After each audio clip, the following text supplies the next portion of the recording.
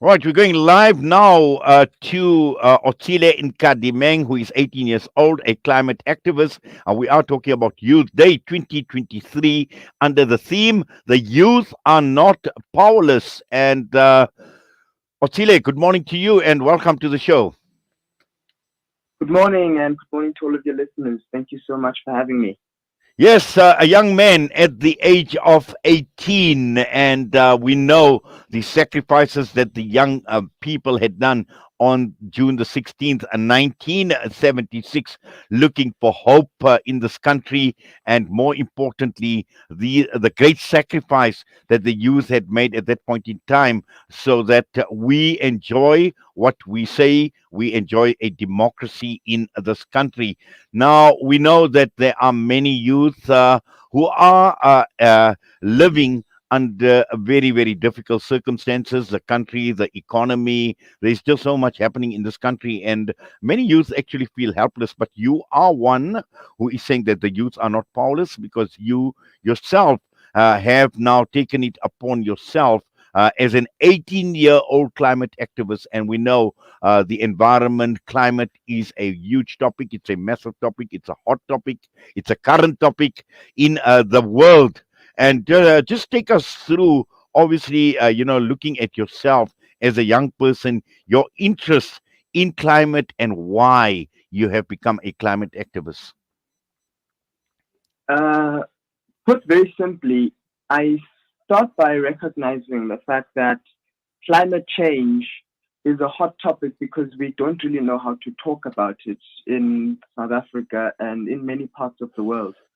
Uh, when I started following the climate problem, it was from the perspective of this will impact my generation first, and we will be the start of an entire generation, an entire time in humanity's progression where our standard of living will deteriorate and get much worse, not because of economic struggles, but because the state of our world will be exacerbated in the conflicts, in the geopolitical discourse that's breaking down, in our ability to progress as a society because climate change will make things like the ability to produce food, the ability to have safe, clean drinking water, the ability to generate energy, a very, very, very big challenge. And this is in the countries where people are suffering the most already. And so to say that the youth are not powerless, we started by taking action. So I'm part of an organization called Fridays for Future, which was founded by Greta Thunberg, someone who I think many people know when they think about the environment. The whole purpose of having Fridays for Future and of having an organization like this is to demonstrate that one, even though we are young people, even though I'm 18 and I'm still in high school, there is a contribution that we can bring to the table. There is a dialogue that we can bring, a different perspective we can bring to the biggest solution making tables in our country around climate change. And so that's what we've demonstrated through Fridays for Future, through Youth at SIA, and through multiple organizations like the Climate Justice Charter and the African Climate Alliance to show that young people, we can actually take the truth of the climate crisis and match it with the power of responsible action. What you're saying is absolutely important and absolutely critical because we always hear the cliche, we always hear the statement about the youth being our future.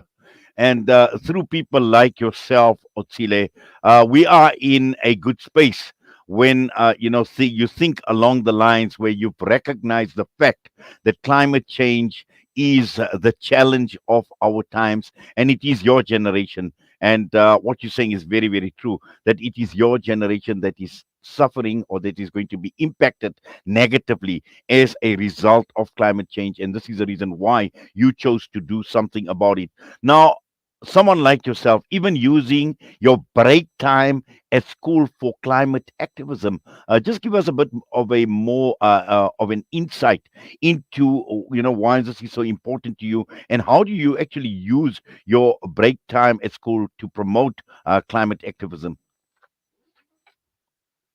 Well, put simply, it's a question of one, if no one is taking the necessary actions on climate, who then must take the action? And so for me, it was a question of, because no one was willing to do anything major about it, no one was willing to push the needle as far as it needed to be pushed. I needed to do that. So this took the form of, before the COVID pandemic, I applied to be part of lots of institutions that were taking action around climate. None of them got back to me, funny enough. And then I found Youth at Sire through my debating society, and they were doing Model UN conferences, and it was through Model UN that I started participating in the climate discussion. After I got involved in the activism, which was after I joined Extinction Rebellion, it really, what happened, and this was post COVID, 2020, well, post the lockdown, the hard lockdown, so 2021.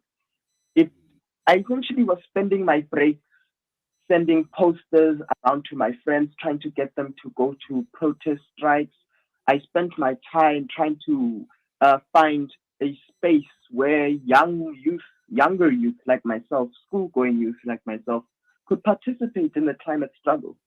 And, some kids were spending their time scrolling through TikTok and having fun doing it.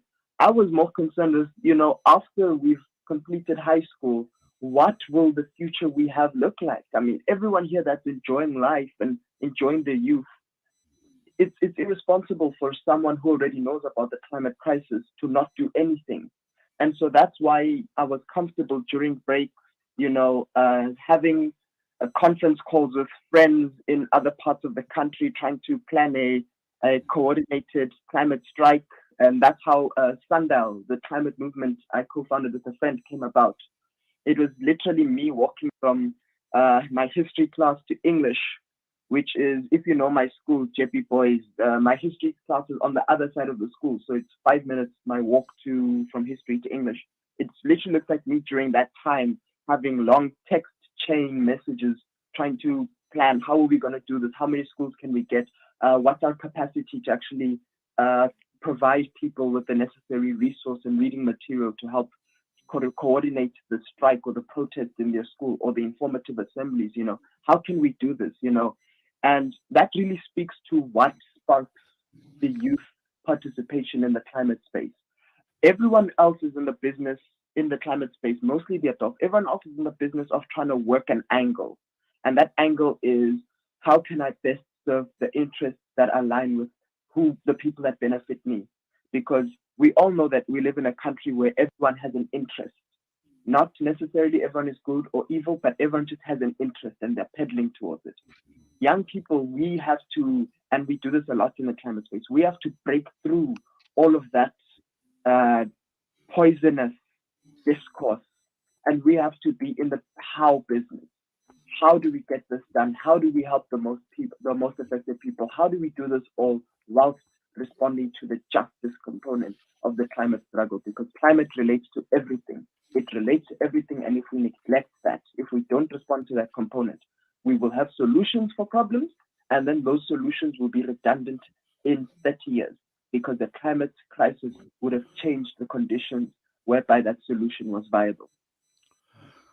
Otsile, I just wish I had a lot more time actually to talk to you, but I think at some point in time, we need to have a more detailed discussion because clearly I am inspired by what I am hearing from you, your ambition, your passion for climate change. And as I mentioned earlier, this is one of the biggest challenges of our times, and it clearly has puts a huge risk on the future of the world, the future for young people. And at some point in time, I'd like to have a lot more of a detailed discussion with you on the subject because I think there's just so much you can actually bring to the discussion, even at the young, tender age of 18. A lot of value and a lot of food for thought in terms of what you are saying and your ambition. But unfortunately, time is of the essence, and we are still have got a number of young people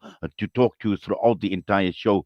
So for now, we thank you. We do appreciate you taking time out, and I take off my hat to you, for doing what you are doing at this point in time. Keep up the good work, and all the best to you. Thank you so much, and thank you so much for having me.